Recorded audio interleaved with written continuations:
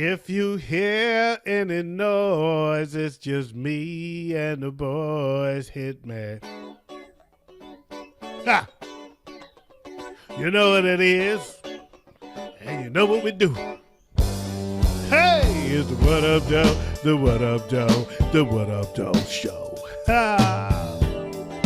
What Up Doe Show. If you hear any noises, it's me and the Nasty Boys up in the building.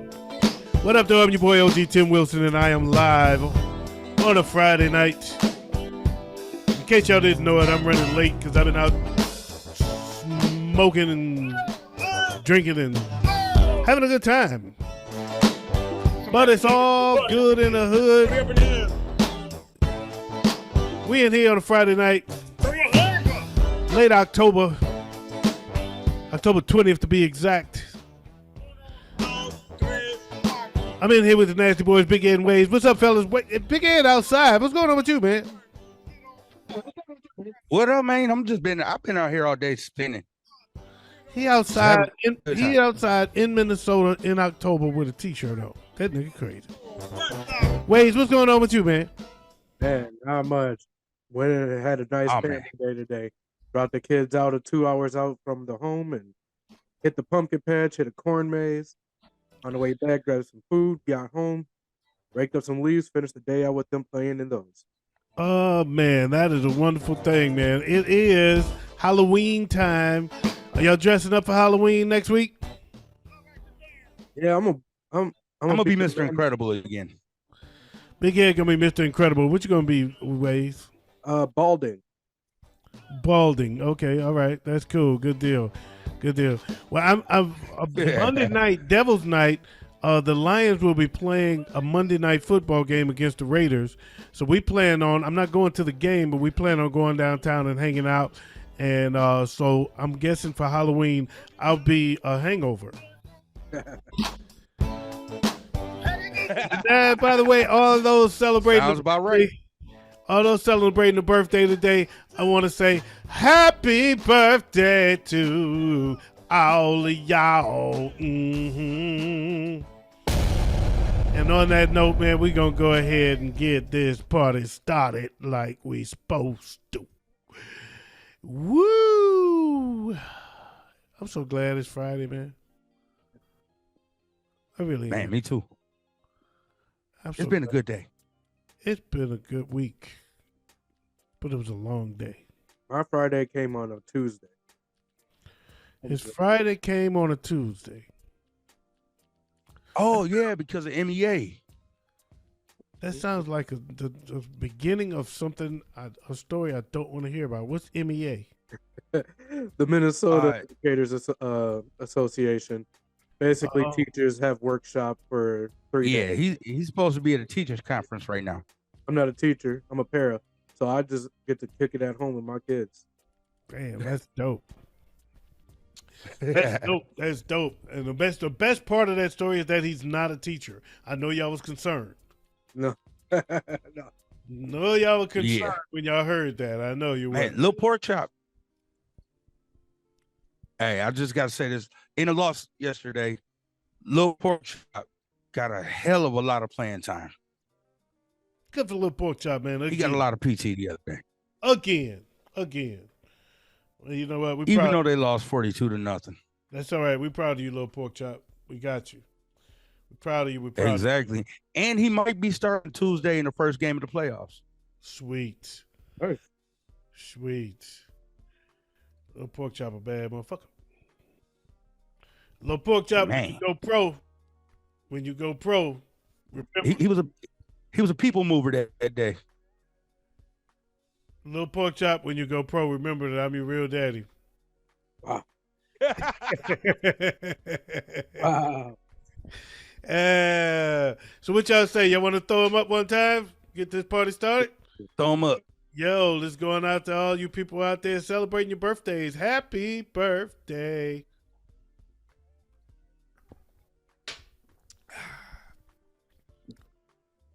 That fireball is nice.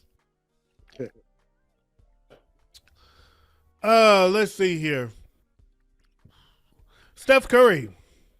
Get into these stories, man. Okay. Because I had a very uneventful week. Not a whole lot to talk about. I talked about everything Tuesday when I told y'all about Temple, my trip to Temple Bay. Steph Curry, he funded Howard University's golf team, and they now have the nation's top HBCU golf program.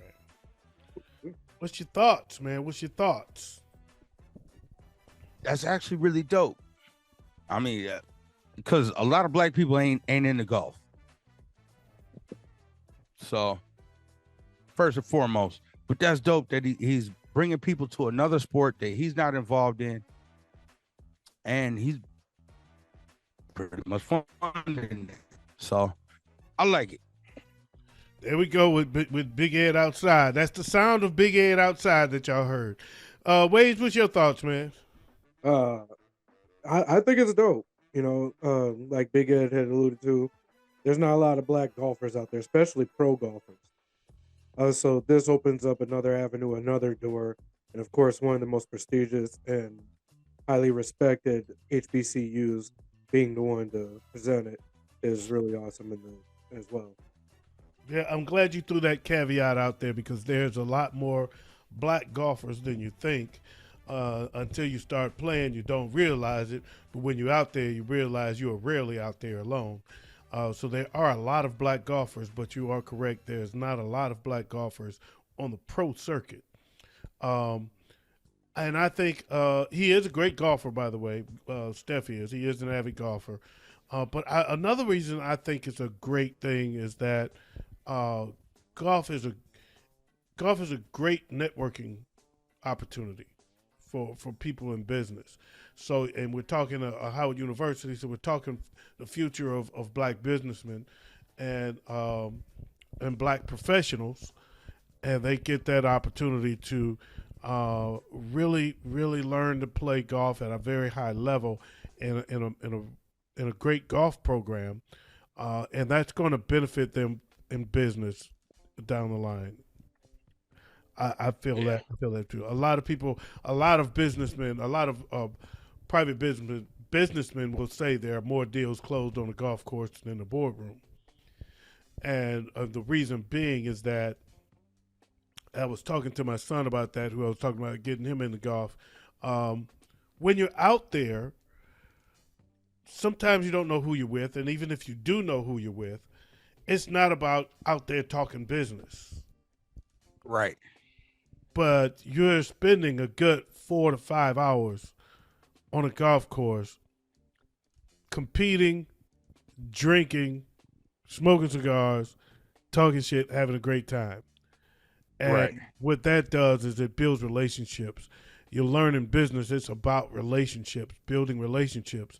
And so then when that guy gets back to the boardroom and it's time to close a deal and your bid is on the table against Joe Blow's, well, he's going to remember you from the golf course because, hey, we made friends. Right. Yep. And that's my guy. And I know that I can trust my guy with my secrets, for one, because he didn't tell everybody how drunk I got. Right. He didn't go blabbing about what I was like when I was out there on the golf course. So I built a little trust. We had a good time, so we were friends. And now he's close to me, and we've got an excuse to go golfing again. Nice. So it's a lot to that, and it's a great game. I know neither one of you guys play, but I'll say that I heard it from somebody before I played, and I probably was thinking what you guys are probably thinking. But once I got out there, I realized that it's a great game. It's one of the only games you can go out there and compete because it's never really you against the other guy. Right. When somebody else is out there playing, yes, you do naturally compete with that person, but it's really you against the field. It's really you against the course. Yeah. So therefore, you can go out there by yourself, and it's just as competitive as if you're with someone else. Yeah. Because it's still you, that stick, that ball, and that hole, and it's that's what it's all about. and it's still competitive by yourself. I've enjoyed the golf course by myself just as much as I've enjoyed it with others. Not as often, but just as much. So, I think it's a great thing. I think it is a cool thing. So big ups to Steph Curry on that joint. Right. I've never played a 18-hole course. I've only played 9-hole courses, but I do dabble a little bit. You played a 9-hole course. Yep. How did you do? Not good. Not good. Who are you out there with? Let's say my handicap, my buddy Justin. But let's just say my handicap on a 9-hole course is a 72. In other words, his handicap is his swing. Look, have you ever taken lessons? No. Okay. Nope. But I do got a set of clubs in the garage. So good. Well, yep. You may want to consider.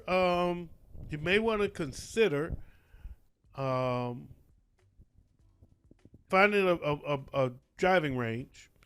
Yep. Nearby. Ask them who their club pro is. Shop them, and find somebody that's fairly inexpensive. Because it's all about the swing, and just, you don't have to go as far as I do now. You can do what I did at first. Find a golf pro at the driving range, and they'll teach you how to hold the club correctly, and they'll teach you how to swing the club correctly. They give you what your goal is, and you just kind of learn the game from there. Because one thing it does, it gives you a little bit. You can go out on course and not be embarrassing. Right. And if you play with somebody that's really good, you learn to keep pace. Okay. And then once you get the bug, you get into it. You get along so far, then you may want to go ahead and get a golf coach like I have that goes a lot more in depth into it. But originally, all I did was I worked with a guy that just taught me how to swing, how to hold the club properly, and how to swing. That's all. And once you got that's the basics. Once you got the basics, you can actually get out and play the game. Right. And being that you do your own business is beneficial. Because the cool thing is, even if you go out by yourself, you might catch up to a group where it's just 2 guys playing or it's 3 guys playing, and instead of playing through, you say, "Hey, instead of playing through, you mind if I play in?" So playing through means I'm by myself. It's 3 of y'all. I'm gonna play faster. Just let me go. But playing in means y'all don't have a foursome. You got less than 4 people. How about to just play in with you? And now I join these guys. And you introduce yourself. You all meet each other. You get to know what each other do for a living. And guess what? You build relationships. You make a new friend. And you just might get yourself a new customer. Yep. That's the name of the game. That's a business tip, y'all, for all you business owners out there. That's something to think about. I picked up quite a few new customers this year just because a friend of mine who's an officer, he brought me into a group, and it's a group of black golfers. It's mostly black. We have every once in a while somebody that's not black join us. It's not all about being black, but most of them are black, but most of them are also active or retired police officers, or city workers, I should say, first responders, police officers, firemen, black businessmen, black successful black people. And I just got playing golf with them, and I'm all of their friends. They all know me. They all got my card. And if any of them are ever looking for a car, they want me. So plenty of them have said, "Hey, this is what I want. If you find this car, call me. If you get this car on your lot, call me. I'm coming to get it immediately." And they can all stand it. Matter of fact, I better bite my tongue on that one. I will toss it out there. We had an opportunity a short time ago that we might be getting together to buy a golf course. So we have an opportunity to buy a course. And oh, so wow. Yeah, it'll be the city's only black-owned course. Um, from what I understand, there's a meeting this week to procure the land, and then from there we gotta sit down, decide who's going to do what and what we got to do to procure not just the land but get it back up to par because it was a course that went down. We got to get it back up to par and maintain it. So Okay. there's some cost involved, but there's quite a few guys there, so it's a cool thing. One of the guys that happens to be a real estate guy and got his hands on it, and That's dope. yeah. Congratulations. Yeah, so, well, don't congratulate me yet, but Well, once we got it, I'm gonna be happy. I'm like everybody's talking about how much money we can make. I'm just thinking about all the free golf. right. I mean, Wade's gonna have to make a trip out there to play. Yeah, it's a great course too, man. I used to play it back when it was, when it was back in the day. We may change the name. We may keep the name. We haven't gotten that far yet. We still have to get the course. Okay. But we're all looking forward to it, man. All looking forward to it. I don't know if you heard about this. I don't know if this happened today or yesterday, but it happened recently. I think it happened today because I just heard about it today. Funny thing happened. Biden had a press conference, and a Fox News reporter asked him a question, and his mic was hot, and he didn't know his mic was hot. It's another big fucking deal. It went like this. It went like this. Do you think inflation is a political liability? That's a great asset. More inflation. You're a stupid son of a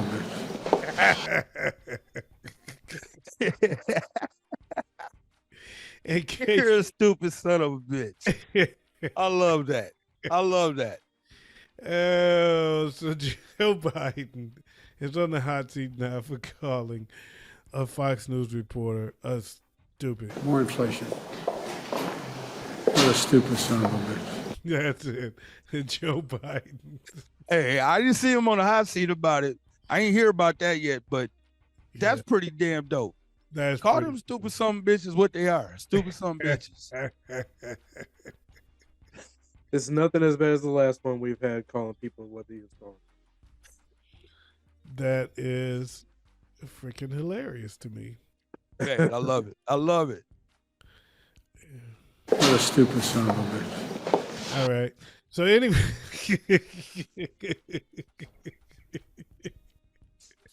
Joe Biden, you will be heard over and over again tonight. You know why? Because you're a stupid son of a bitch. I like it.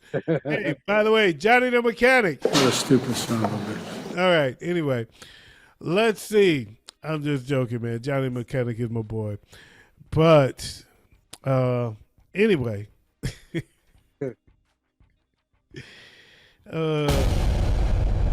I wonder what else has been said. I love the hot mic when you don't know it's a hot mic because you just don't know how these people talk and how they think and what they're saying until they get caught thinking and saying. Right. I'd rather him call a Fox reporter a stupid son of a bitch than to get caught saying some racist shit. Mm-hmm. Yeah. Remember how the guy that owned the Clippers, what was his name? Don Silver or something like that? Something like that. I can't remember his name, but he was talking to his wife or girlfriend at the time. Yeah. He had a little young chick. And she was recording him. Yep. He didn't know it. I don't want my daughter dating no niggers. You taking pictures with that nigga. You took a picture with Magic Johnson. And he went off.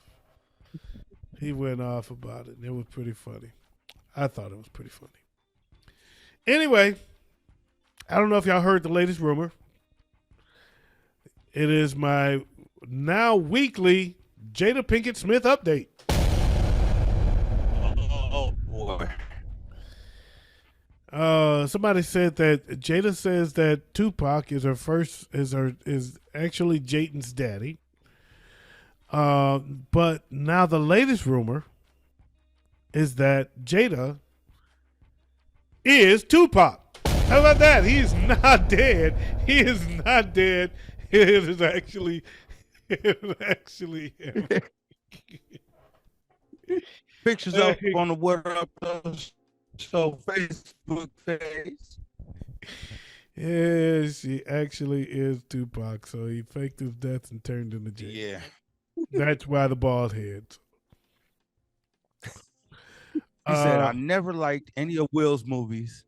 And when we made love, I always thought of Tupac. Ain't that a bitch? And told that to him. Bitch. Oh, wow. Fuck it. What's Will got to lose now? Might as well go. Where's the drop at? Bitch. Bitch. Will needs to drop a diss track at this point. Yeah, at this point, he does. He does. He needs to put a stop to this. Some way, somehow, he needs to put a stop to it. He needs to break his silence on it and put a stop to it. He really does. Yeah, because his man card is completely gone. And she won't stop. Right. She won't stop.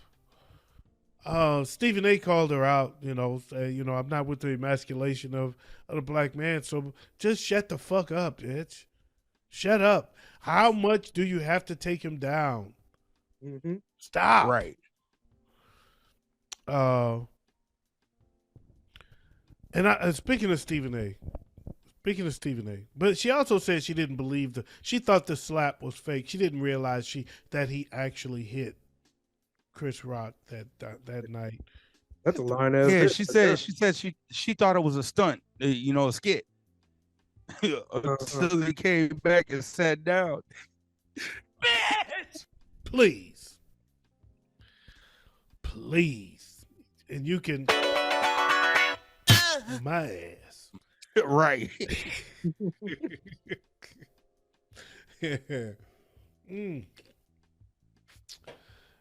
But speaking of Stephen A., I want to retract something, man. I stand corrected. Because at the time when he said he was just going to mix it up on First Take and have different people on different days, and I spoke out against it, and I said that makes it about Stephen A. and blah, blah, blah. I actually enjoy First Take a lot more this way. Yeah. I actually enjoy First Take a lot more with the mixing it up, and it's not always the same two people talking about the same shit every day. I think it's been proven now, because I thought when Skip left to Fox and Fox was better and Undisputed was more enjoyable than First Take, that it meant that Skip made Stephen A. But the truth is, Stephen A. and Shannon were both making Skip, because now Skip shit sucks. Yeah, man. You go to his show and he's still talking about Tom Brady and the Cowboys and LeBron James, and that's all they talk about. They had 2 hours of the Cowboys the other day. 2 hours of nothing but Cowboys. That's all he talking. He rotates those same topics over and over again. He'll toss something else in here and there, but for the most part, he just talks about the same thing over and over again. They need more topic matter, more subject matter. And now that Shannon is broken off, and big ups to Shannon Sharp, man, drop a bomb for Shannon Sharp, man. Shannon Sharp is doing it. He is doing it. And go ahead. I'm sorry, Wade. Shannon Sharp has the best one-liners in business right now, in show business right now. But not only that, he broke off from Fox and started his own company. Mm-hmm. Mm-hmm. So Club Shay Shay is now his brand. And so now, and he's teamed up with a company called The Volume, and he's signing other podcasts now to his network, and his network is blowing up. Yeah. So I plan on sending him some shit. But anyway, he is. I was going to say, we need to send him some text. He's doing his thing, man. So he's got Nightcap now, him and Chad Ochocinco. Yep. So after every game day, at the end of every game day, Thursday night after the Thursday night game, After the games on Sunday, they do one Sunday night, and they recap all the games on Sunday. And then Monday night, they do a show and recap all the games on Monday. That's aside from him doing independently doing First Take on Mondays and Tuesdays. He doesn't work for ESPN, so he can't be fired by ESPN. He works for himself, and he's an independent contractor to ESPN on Mondays and Tuesdays. And big ups to Stephen A. for bringing Shannon on and supporting his business effort and giving him and keeping him on national television and giving him that platform. Quietly, without noticing it, if you watch it, Stephen A. is turning First Take into black sports talk on national television. Yeah, absolutely. That's very obvious. It is the blackest. It is the blackest sports talk show on the air. Yeah, and I'm like, wow, Stephen A. is really he's taking all the coon criticism and he's taking all that shit and he bottled it up and said, but look at me, I'm doing it. Look at me, I'm doing it. And now he got all the power and he's bringing on all the people.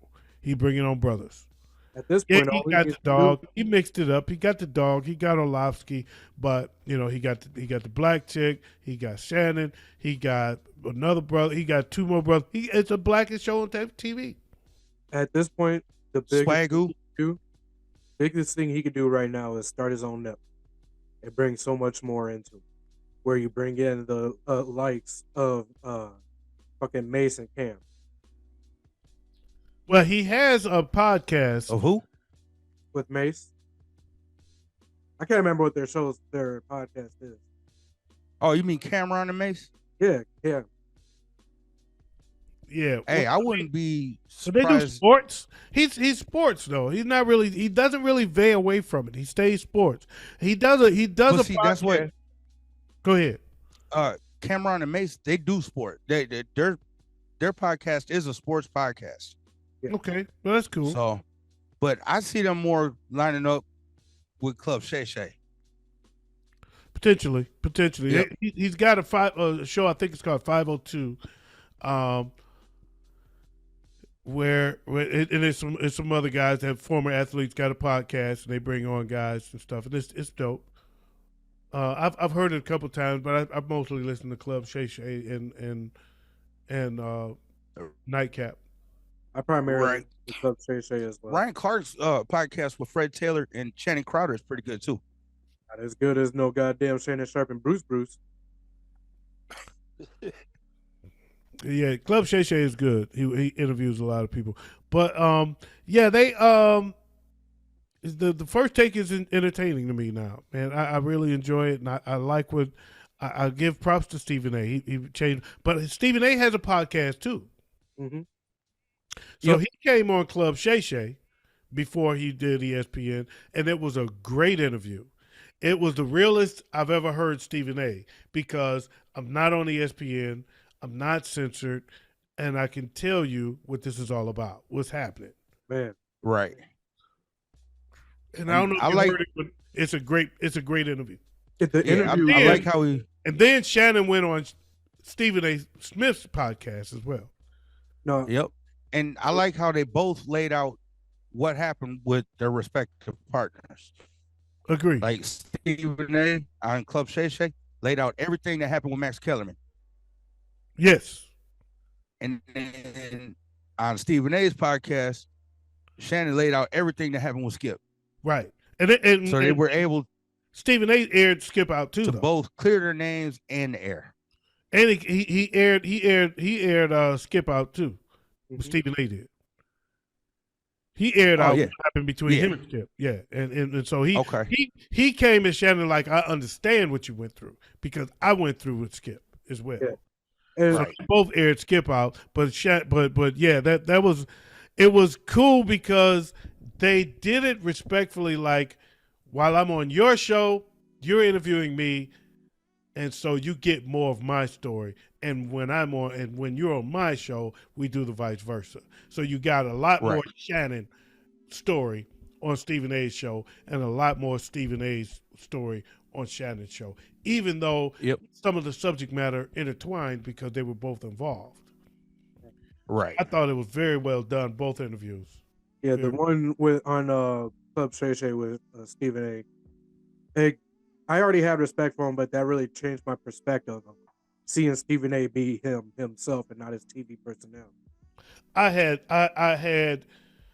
had respect for what he was accomplishing, but I can't say that I had a lot of quote unquote respect for Stephen A. I was not a Stephen A. fan, and I was turned off of First Take because I thought it was turning into the Stephen A. is just all about Stephen A. But I stand corrected.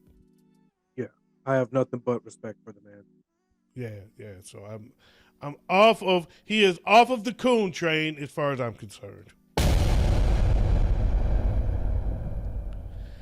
Speaking of Club Shay Shay and what he has done to start his own network, the coolest thing about what he's doing is that he's also starting a trend because they're bringing all the brothers with him for one. So he's putting Chad on. He put Chad on with his show. So Chad is getting a lot more opportunities now. I don't know if you listen to that, but they get funny as motherfuckers sometimes. They are funny as hell together. Him and Chad. I haven't seen Chad yet. They feel like big brother, little brother to me. Yeah, they funny as fuck to me, man. They get funny every now and then. They're funny. Chad is not as ruthless. Chad is Mr. Apologist. He's an apologist for everybody that's sorry in football. Everybody that's underperforming, Chad got their back. He's the apologist, consummate apologist, and that drives Shannon crazy. And that shit's funny. And he is hell bent on matchmaking Shannon with somebody. Yeah. He's hell bent on getting Shannon married. Man. And that shit's funny. Yes. That shit gets funny. They have great chemistry. I enjoy listening to their podcast. Yeah, they're pretty funny. I'm gonna have to check that one out. They're fun. They're fun to listen to. But on the heels of now Shay Shay's success, on the heel of Shannon's success with his newfound network, another ESPN, ex-ESPN voice has started his own network. Sure. Bomani Jones has now started his own company called New Media Life. Mm. He is no longer. He was ousted by ESPN, so now he's starting New Media Life as his new company. So I know he had a podcast in the past. He had podcasts. I mean, his first one he couldn't talk. He talked more hip hop because ESPN wouldn't allow him to talk sports. Then he changed it and he had another show.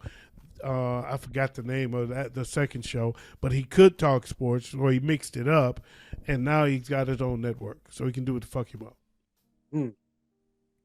That's dope. I like Bomani. Yeah, Bomani's pretty fun. He's pretty cool. He's very cool, brother. Yeah. Houston's own, by the way.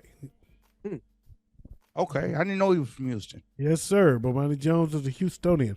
I found out when y'all not familiar with the ice cream brand Bluebell. Bluebell ice cream had a situation where people were getting sick and they had to take it off the shelves, and he talked about it on his show. And you don't know shit about Bluebell unless you lived in Houston. So that's when it came up during that conversation that he was a Houstonian. I was like, oh, I didn't know that. I did not know. So big up to... we got Kemps up here.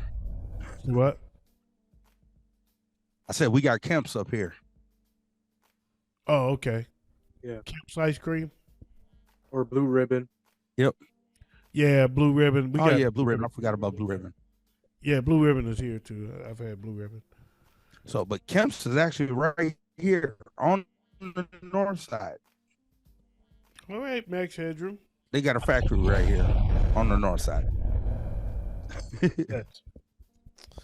North side. North side. Speaking of the north side of Minnesota, Minneapolis, Usher has made the claim that he will be the first independent artist to headline the Super Bowl.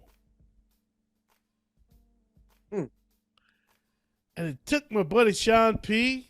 to point out something to me. He posed it as a question, and as I did my research, I said, you know what? Sean P.'s got a point. In 1999, when I went to Minneapolis and Prince did the 1999 New Year's Eve concert, it was a celebration of him changing his name back to Prince. You know why? You know why he changed his name? Warner Brothers? Because he was independent. He was leaving. His contract with Warner Brothers was ending in 1999, the end of 1999. So, and that's why at the New Year's Eve concert, he was changing his name back to Prince from the symbol.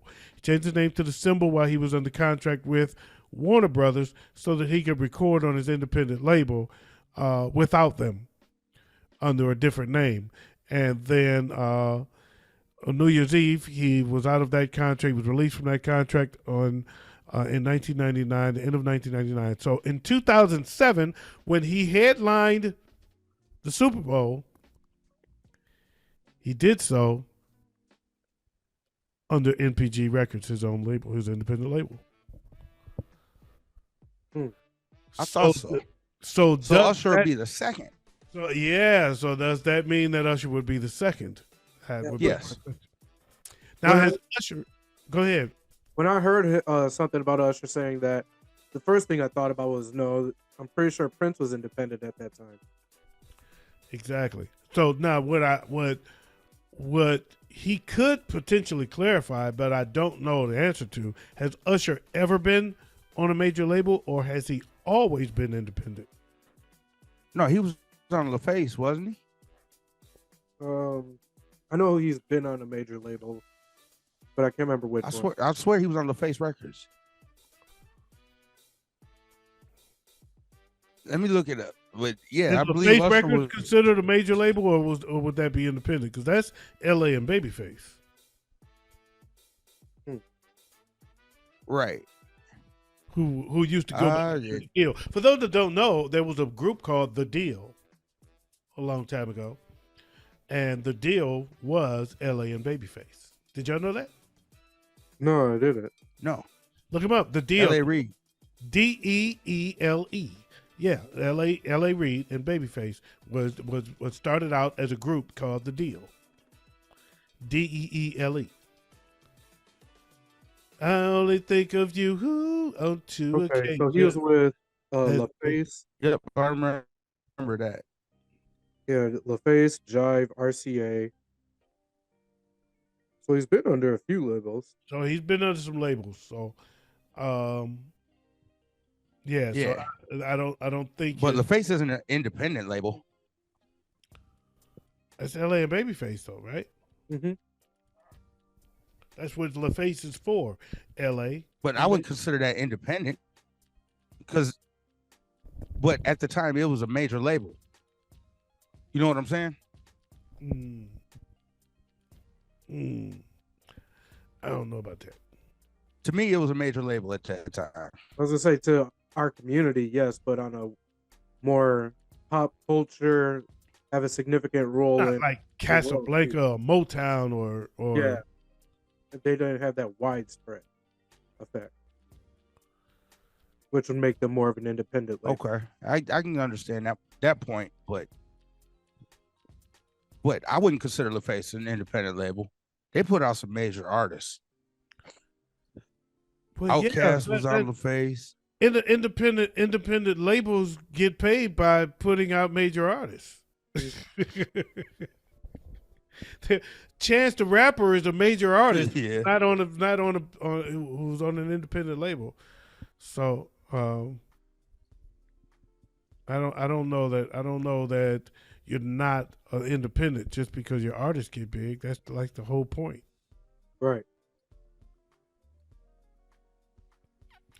But that said, I think I still would say you did name something like Jive wouldn't be an independent label. So there's some others that he has been a part of. So he's not always been independent. So no, Usher, got nothing but love for you, bro. But Prince was the first. Prince was the first. He was on NPG Records because he used Prince had 2 labels. You know what his first label was? No. His first label was Paisley Park. Oh, that makes sense. He had Paisley Park Records, but then that contract with Warner Brothers got kind of swallowed up Paisley Park to the point where he couldn't, even if recording on Paisley Park was part of the Warner Brothers income. So they still had control. They took control of Paisley Park Records. So therefore, when he got control of that business, he caught on to what was happening. So then he started NPG Records, the New Power Generation. That's why the New Power Generation started. Okay. He started NPG Records to say, okay, see, y'all swallowed up Paisley Park, so I got to start another label, NPG, and I'm not letting y'all get your hands on this shit. Mm-hmm. Right? It's mine. It's mine. Get away, you bitch. Chris Rock and Kevin Hart. They are on tour. They're doing their tour is called Headliners Only. Yep. And their tour is being recorded for a Netflix documentary. This should be good. Man, that's gonna be dope. I'm excited. That's gonna be dope. I'm interested. And I'm interested more in the real life Chris Rock and Kevin Hart offstage interaction. And I wonder if it's going to, how authentic it can be with the cameras rolling. Right. Are they going to be truly authentic and truly themselves, or are we going to get a lot of playing to the camera? I think they are understanding that currently, especially in the state of how people view documentaries, they want it raw. So they're going to give it to them raw. You're going to see us at our best and our worst, whether you like to see it or not. This is me, and you either accept it or you don't. It's kind of the way a lot of people with their own personal biographies and documentaries are taking it. Judging from the stories that they've told separately, because I've seen them in interviews separately, telling different stories about each other, it's going to be real and authentic. And I say because I've seen them together in a quote unquote not off camera, but so to speak, a real and authentic interaction. Yeah, candid. Right. Heart to Heart. You're familiar with that? Yep. Okay, so Kevin Hart has a show called Heart to Heart on Peacock. And he had Chris Rock on. Yep. And it was a fun interview. It was a very fun interview. I thought their chemistry was a little forced. They're good friends. They've been knowing each other for a long time. They came up in the comedy circuit together. They were both battling in the comedy clubs looking for a break. So they know each other at that level. It was almost too much comfort. It was almost too much comfort. And to the point where I thought some of the comfort was played up a little bit for the camera. Chris Rock did say some funny shit, though. He said some really funny shit. But overall, I tell you who I would love to see make a movie. Who's that? What a stupid son of a bitch. Yeah, that's stupid. So I had to get that off one more time. My bad. Kevin Hart and Don Cheadle. When I tell you, the two of them, they are. It's funny how things work, how life is. When you know people and we don't really know them, but we know who they are. You don't always know who's actually friends off camera, and you don't really put them together as friends. Right. Two of them are very close friends. Okay. Kevin Hart and Don Cheadle are very close friends. And their chemistry is incredible. See, the problem I had with Kevin Hart and Chris Rock is that they're both comedians and they're constantly trying to out-funny each other. Yeah. Right. And it can be a little forced. Whereas Don Cheadle is this very serious persona. Kevin Hart is this constant victim comedian, right? His comedy style is, I'm always the victim. You're doing this because I'm short. Oh, you're always after me. Oh, you're trying to attack me. And their chemistry, it was one of the best interviews I've ever seen was Kevin Hart and Don Cheadle. Yeah. Okay. One of the funniest interviews I've ever seen. Absolutely hilarious. Absolutely hilarious. If you never saw it, check it out. And I'm not just talking to them. I'm talking to you. That's viewing. If you haven't, a lot of people don't understand how funny Don Cheadle actually is. No, man. It was his sense of humor was really, you can tell that he just understands Kevin Hart's sense of humor. Right? And and he's so relaxed with it that it is so I was watching it saying these two should do a film. I would go see it. Just if you told me they were in a movie together, I would want to see it day one. Yeah. Just because of is it kind of like him and The Rock? No. No, because him and The Rock got a fucking great chemistry. They do. I think him and Don Cheadle has probably nephew chemistry. I think it's better. It's what would you say, Big Ways? They have that uncle and nephew chemistry. Yeah, it has that mean guy and the bad kid chemistry. Yeah. Okay. The mean guy and the bad kid. And they are just and Kevin, because it's like Don Cheadle is always trying to be serious, and Kevin Hart is just constantly fucking with him. Bruh, to put it in layman's terms, I know OG, you're not gonna get it, but I know bro's gonna absolutely understand. It's like me and Drake. Oh God. Oh God. Yeah, if you've never seen that interview, check it out. It just drives. He was just driving him constantly. So y'all familiar with Trombone Shorty? I am not. Mike Trouble with Shorty, the movie? Trombone Shorty, the musician. Oh, I thought you said Trouble with Shorty. No. You're outside. Max Headroom. Well, this is not Trombone Shorty. Trombone Shorty is a very, very popular artist on the jazz community, especially it's New Orleans jazz. So he does a lot of cool shit. If you ever get a chance, check Trombone Shorty out. Matter of fact, check out his Tiny Desk concert. He did a Tiny Desk concert, and you're gonna Trombone Shorty is fire. He's dope. But I got a back to scenes view of a guy who's a producer. And I only bring up Trombone Shorty because this clip is called Trombone Moan. Okay. There's a guy, he's a producer. His name is MODB. And MODB is sitting with a musician and he's saying, okay, this is what I want you to play. And I want the trombone sound. I want the trombone moan is what he called it.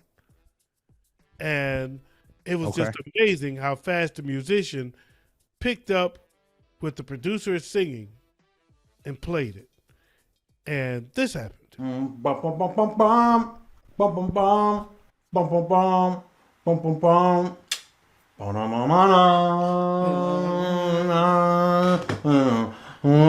know what I'm saying? And then do your own thing. Okay. So you done.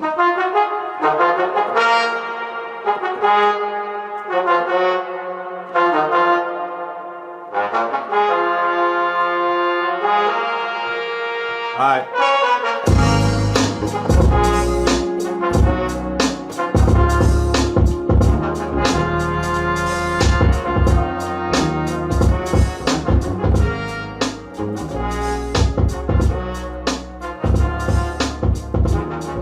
All right, go higher, higher, higher.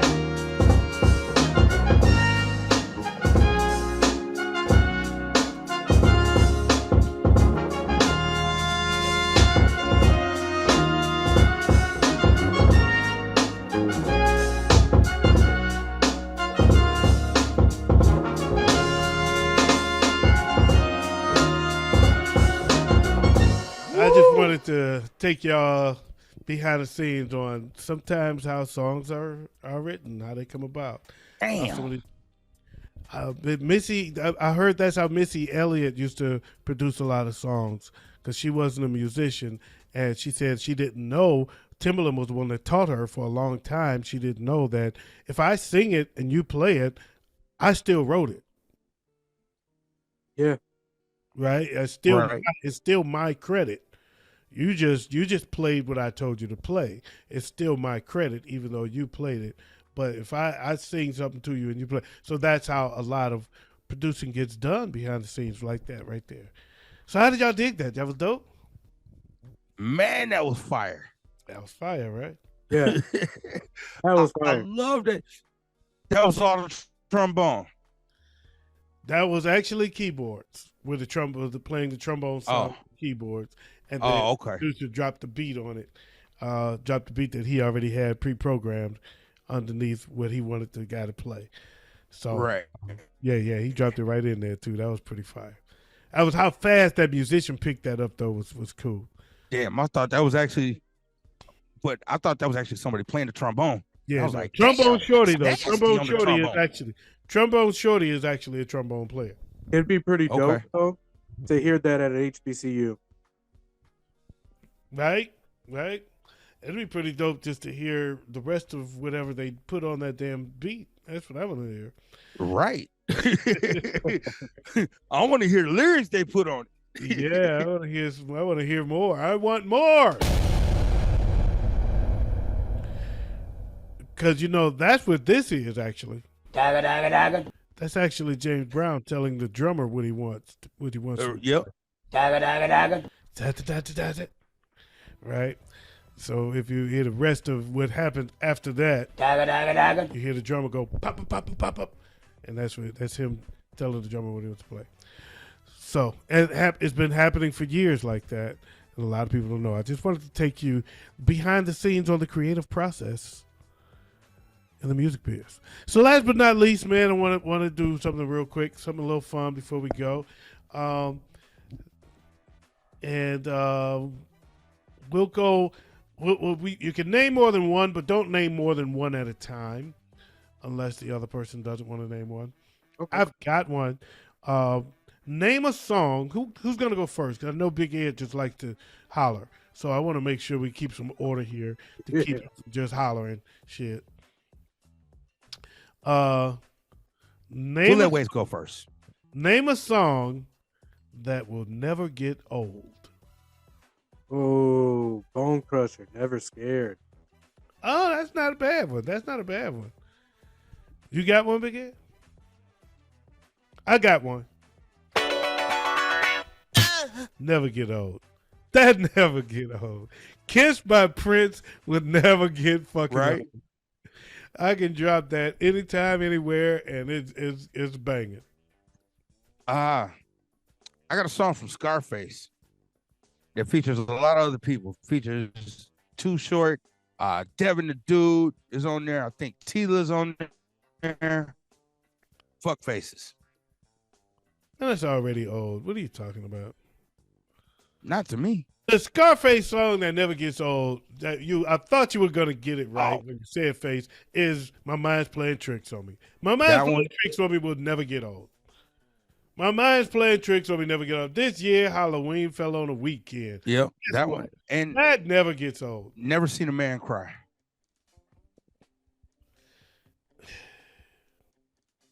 I don't know, Big Head. Big Head, you're thinking too small, I think. To me, though, And any three of those. Fuckface is old. Old Fuckface got old fast to me. Oh, That got old fast to me, man. Never seen a man cry. Okay, but okay. My mind's playing tricks on me. Never gets old. yeah. That never gets old. And you can drop that anytime, and everybody knows it. Everybody loves it. Goody Mob, cell therapy. I got one though. Go I got ahead. one that's played at every single kind of sporting event. Hell's Bells, AC/DC. Never gets old. It was old when I first heard it, and it wasn't. It still was new. That song never gets old. That's all. You know what? I hate to say it. I hate to say it, but you know what never seems to get old? As much as I didn't care for the damn song ever, it just still never gets old. Hmm. Who let the dogs out? Who?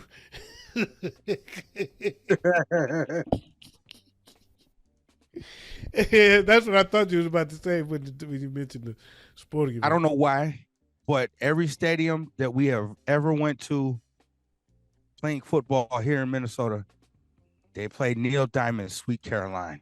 It never gets old. Never gets old. Never, ever gets old. Play it here too. Every Sweet Caroline. Oh, oh, oh. The key to that one is the audience participation. Sweet Home Alabama. Oh, never gets old. Yep. And the original, Kid Rock's remake was hot for a minute, but that got old. See, I never heard Kid Rock's remake. Yeah, Sweet Home Alabama all summer long. He did, he did that. Oh, he did do that. I forgot about that one. Yeah. You're right. It's not anywhere near as good as the original. Yeah, No. it's not. It got old. It was hot. It was hot. It had its moment. It was hot, but it got old. But the original never gets old. The Sweet Home Alabama never gets old. Hey, actually, this one definitely never gets old, and it doesn't matter where it's played at.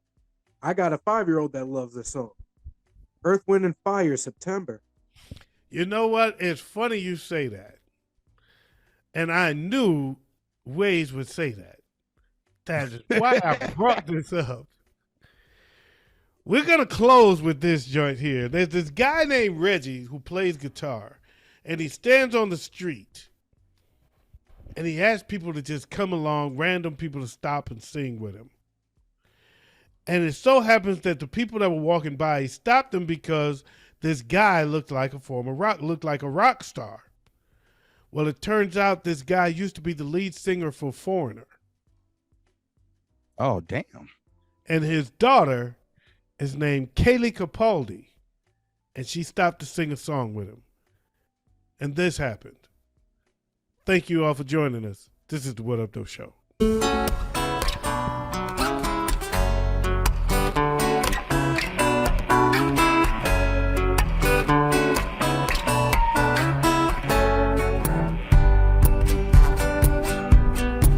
Do you remember the 25th night of September?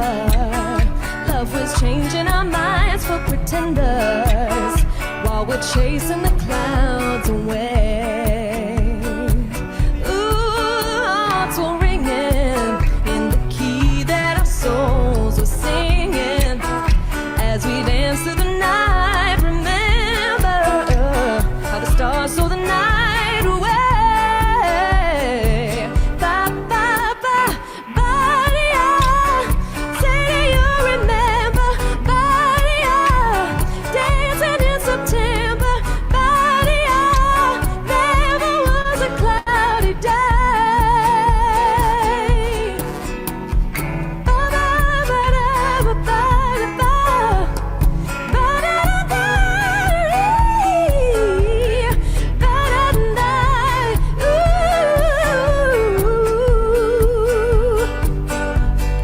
Ooh. My thoughts are with you, holding hands with your heart to see you.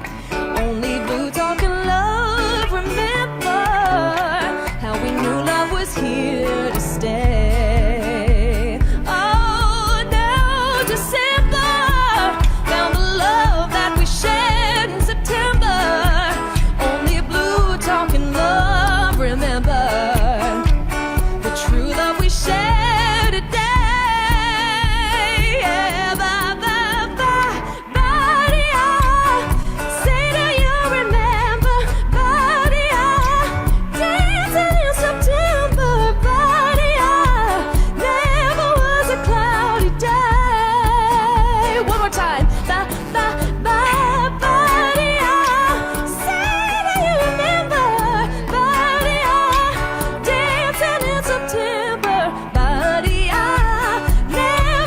a cloudy day.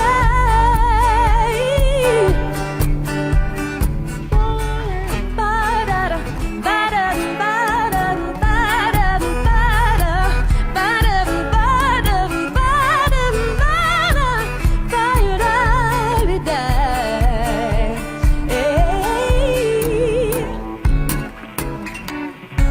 Hey. Oh, and in case I don't see you, good afternoon, good evening, and good night.